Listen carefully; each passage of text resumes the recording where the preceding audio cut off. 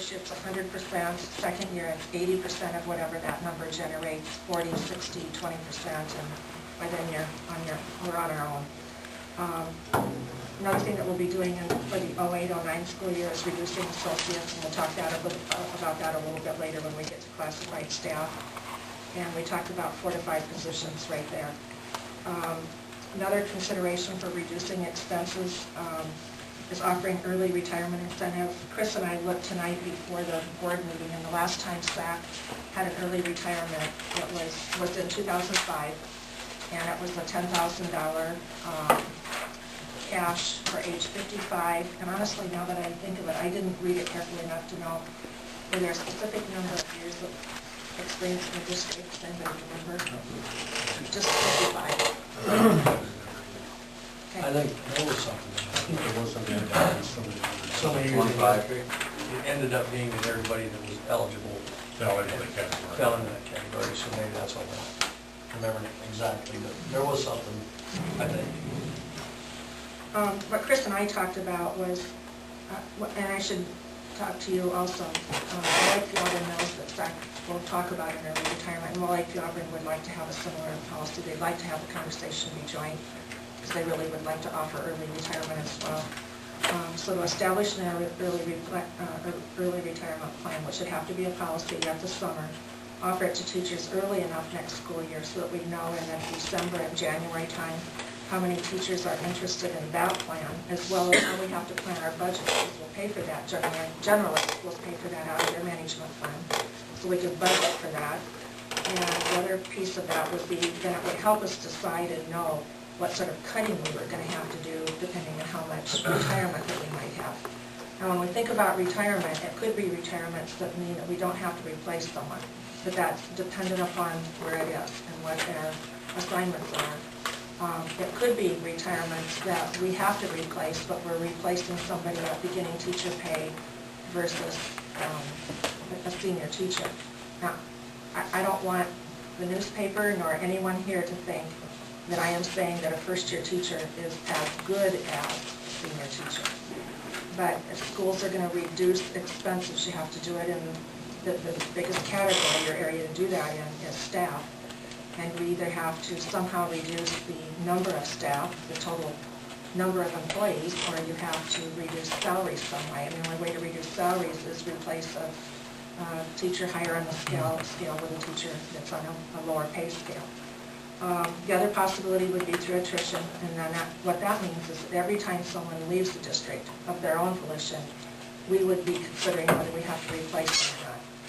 So at the middle school, we're absorbing a position this year, and we've got more special education teacher than we need in this building, so we'll be sending that teacher about 3/4 of the day to the middle school, and basically we just had that opportunity to be able to absorb some. So we would do that for both Schedule A and Schedule B. That would be teaching contracts and coaching and coaches and sponsors.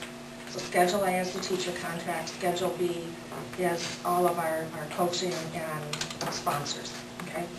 Possible considerations for increasing revenue. Allowable growth for at-risk. Here would be a sample budget.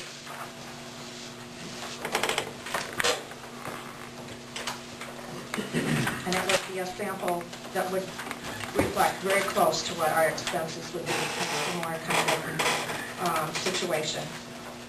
You budget for salaries, employee benefits, it's a dropout and at-risk prevention, allowable growth.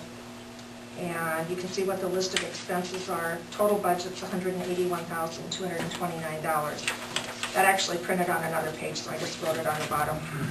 And the district has to fund 25% of that amount themselves, and the rest of it's allowable growth.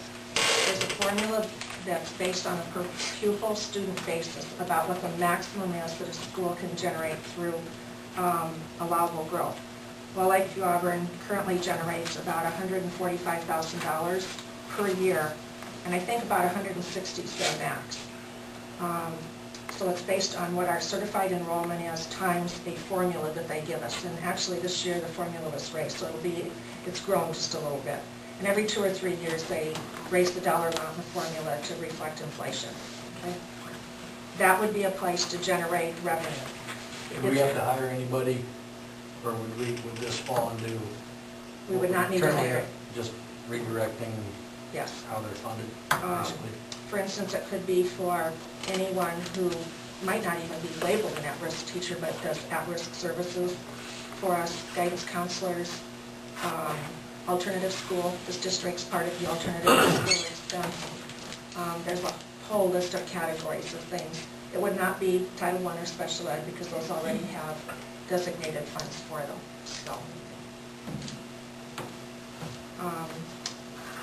Lakeview Auburn has a high school at-risk teacher, part of whose salary SAC pays.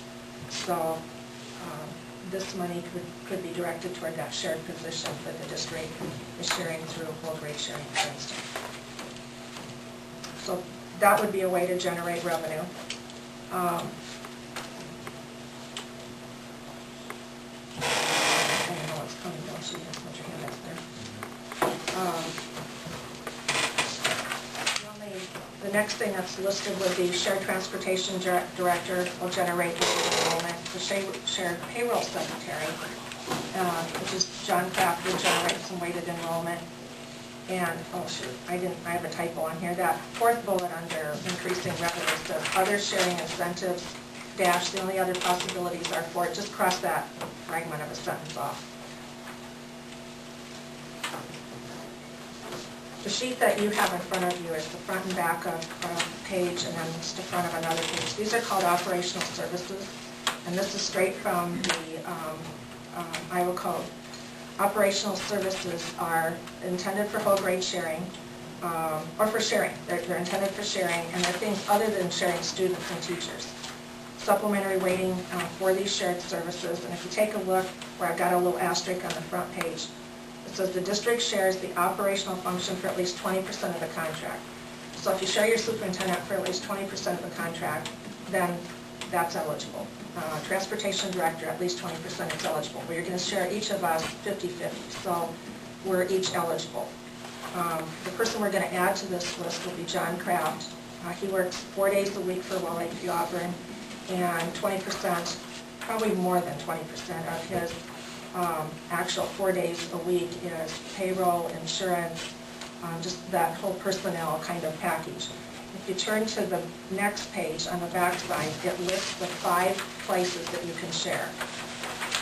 So those operational function area eligibilities are superintendent management, which you're already doing. And if you read all of these, it says it can't be the secretary to the superintendent, it's just the superintendent. Business management, it's just the business manager, not if the business manager has 5 secretaries.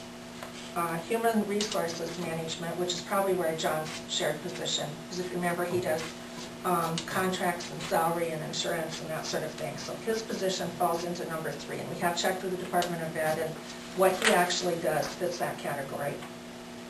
Number 4, which is student transportation management, that will be Phil as a shared person. And then the last area is on the next page, facility operations and maintenance. Chris and I talked a little bit about it before the meeting tonight. We can't think that would be a gain for the 2 districts to share facility operations and maintenance. We don't see that that's I don't know. You'd have to tell me to go look harder to see that that was going to be a benefit to the districts. Financially, you can make it be a benefit if you just want to share to be sharing, but we really have to think about how would we share and who would be in that position or positions and what would be their responsibilities. So that would be a list of places that supplementary weighting comes into effect. We claimed for only the superintendent